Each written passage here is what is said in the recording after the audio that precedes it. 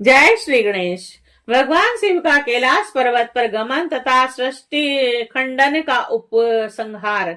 ब्रह्मा जी बोले, हे नारद, हे मुनि, कुबेर के तपोबल से भगवान शिव का जिस प्रकार पर्वत श्रेष्ठ कैलाश पर शुभ आगमन हुआ वह प्रसंग सुनिए। कुबेर को वर देने वाले विद्वेश्वर शिव जब उन्हें निधिपति होने का वर देकर अपने उत्तम स्थान को चले गए, तब उन्होंने मन ही मन इस प्रकार विचार किया कि ब्रह्मा जी के ललाट से जिनका प्रादुर्भाव हुआ है तथा जो प्रलय का कार्य संभालते हैं, वे रुद्र मेरे पूर्ण स्वरूप हैं। अतः उन्हीं के रूप में मैं गुहकों के निवास स्थान कैलाश पर्वत पर जाऊंगा। रुद्र मेरे हृदय से ही प्रकट हुए हैं और वह पूर्ण अवतार निष्कल और निरंजन ब्रह्मा है और मुझ से भिन्न है। हरि ब्रह्मा आदि देव उनकी सेवा किया करते हैं और उन्हीं के रूप में मैं कुबेर का मित्र बनकर उसी पर्वत पर विलास पूर्वक रहूंगा और महान तपस्या करूंगा। शिव की इस इच्छा का चिंतन करके उन रुद्र देव ने कैलाश जाने के लिए उत्सुक हो और उत्तम गति देने वाले नाद स्वरूप अपने डमरू को बजाया और उनकी उत्साहवर्धन ध्वनि तीनों लोकों में व्याप्त हो गई और उनका विचित्र एवं गंभीर शब्द आहान की गति से युक्त था, अर्थात सुनने वालों को अपने पास आने के लिए प्रेरणा दे रहा था। उस ध्वनि को सुनकर ब्रह्मा, विष्णु आदि सभी देवता, ऋषि, मूर्तिमान, आगम, निगम तथा सिद्ध वहां आ पहुंचे। देवता और असुर सब लोग बड़े उत्साह में भयंकर वहां आए और भगवान शिव के समस्त पार्षद जहां कहीं भी थे वहां से उस स्थान पर पहुंचे और सर्वलोक वंदित महाभाग समस्त गणपाल भी उस स्थान पर जाने के लिए उद्युक्त हो गए और उनकी मैं संख्या बता रहा हूं, सावधान होकर सुनिए। शंख कर्ण नाम का एक गणेश्वर 1 करोड़ गणों के साथ, केकराक्ष 10 करोड़ और विकृत 8 करोड़ गणों के साथ जाने के लिए एकत्र हुए। विशाख 64 करोड़ गणों के साथ और पारियात्रक 9 करोड़ गणों के साथ और सर्वांतक 6 करोड़ गणों के साथ और श्रीमान दुंदुभ 8 करोड़ गणों के साथ वहां चलने के लिए तैयार हो गया और गण श्रेष्ठ जालंक 12 करोड़ गणों के साथ, समस्त 7 करोड़ गणों के साथ और श्रीमान कृततानंद भी उतने गणों के साथ जाने के लिए तैयार हुए। कपाली 5 करोड़ गणों के साथ, मंगलकारी सदा संदार अपने 6 करोड़ गणों के साथ और कुणक कंडुक तथा कंडुक नाम के गणेश्वर भी 1-1 करोड़ गणों के साथ गए। विस्तंभ और चंद्रतापन नामक गणाध्यक्ष भी अपने अपने 8-8 करोड़ गणों के साथ कैलाश चलने के लिए वहां पर आ गए और 1000 करोड़ गणों से गिरा हुआ महाकेश नामक गणपति भी वहां आ पहुंचा और कुंडी 12 करोड़ गणों के साथ और वहां श्रीमान पर्वत तक काल तक महाकाल नाम के गणेश्वर 100 करोड़ गणों के साथ आ पहुंचे और अग्निक 100 करोड़, अभिमुख 1 करोड़ और आदित्य मूर्धा तथा धना वह भी 1-1 करोड़ गणों के साथ वहां आए।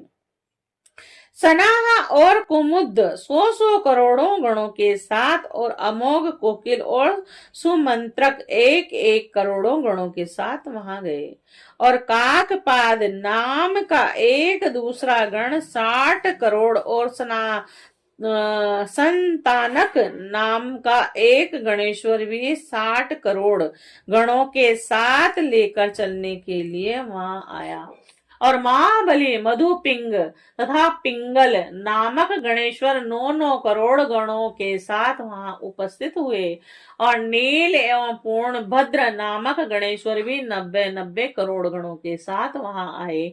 महाशक्तिशाली चतुर वक्तत्र नामक का गणेश्वर 7 करोड़ गणों से घिरा हुआ कैलाश जाने के लिए वहां आ पहुंचा। 120,000 करोड़ गणों से आवृत होकर सर्वेश्वर नाम का गणेश्वर भी कैलाश चलने के लिए वहां आया और काष्टा गुड़ सुकेश वृक्षभ नामक गणपति 64 करोड़ क्षेत्र और स्वामी नकुलिस स्वयं 7 करोड़ गणों के साथ कैलाश गमन के लिए आए और लोकांतक दीप्तात्मा और दैत्यांतक प्रभु देव और भृंगी और श्रीमान देव देव प्रिय किरीट असनी और भानुक तथा सनातन नाम के गणपति 64 करोड़ गणों के साथ वहां पर उपस्थित हुए।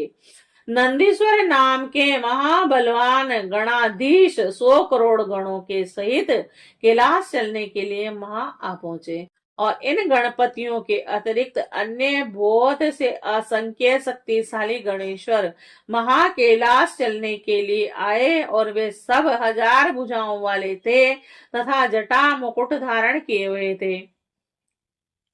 सभी गण चंद्रमा के आभूषण से शोभायमान थे और सभी के कंठ नील वर्ण के थे और वे 3 नेत्रों से युक्त थे और सभी हार कुंडल केयूर और मुकुट आदि आभूषणों से अलंकृत थे।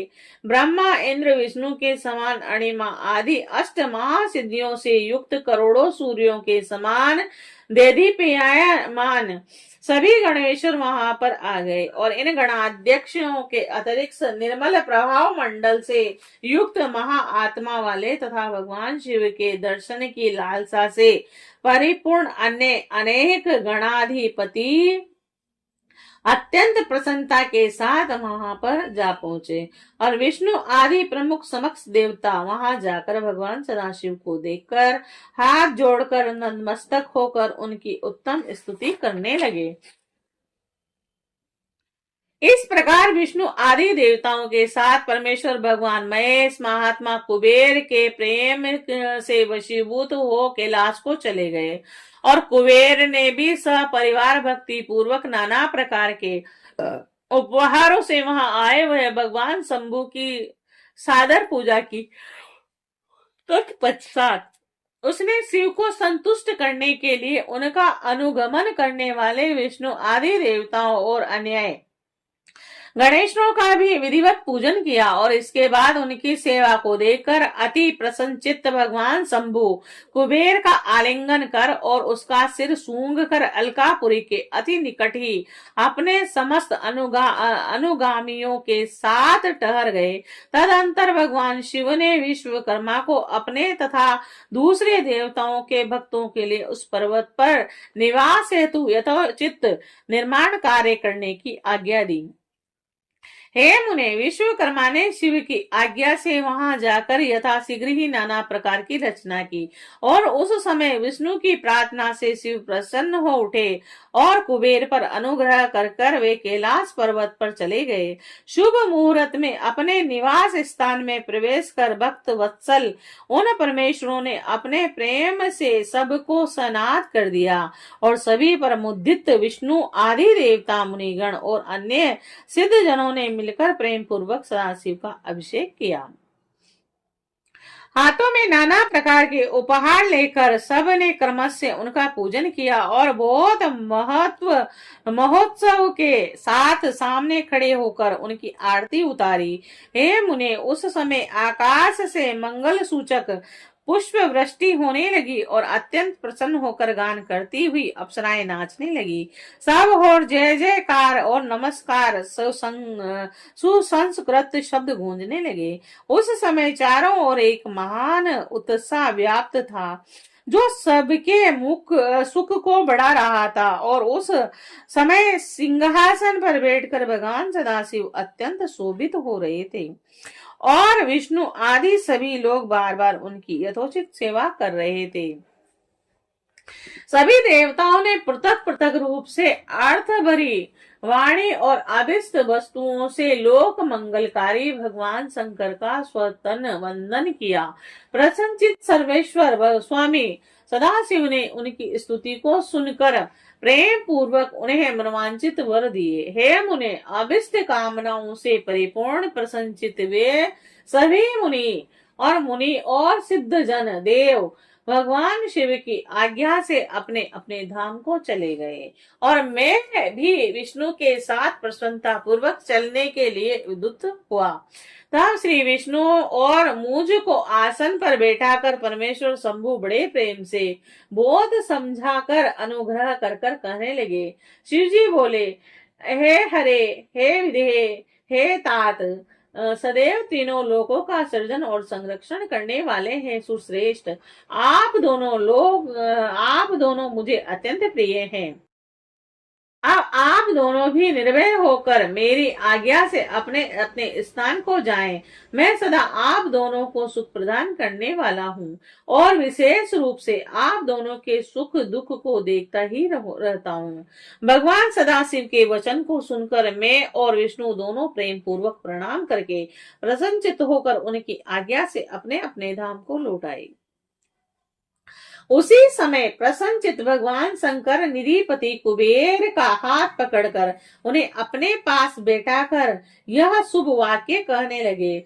हे मित्र, तुम्हारे प्रेम के वशीभूत होकर मैं तुम्हारा मित्र बन गया हूँ। हे पुण्य आत्मन, भय रहित होकर तुम अपने स्थान को जाओ, मैं सदा तुम्हारा सहायक हूँ।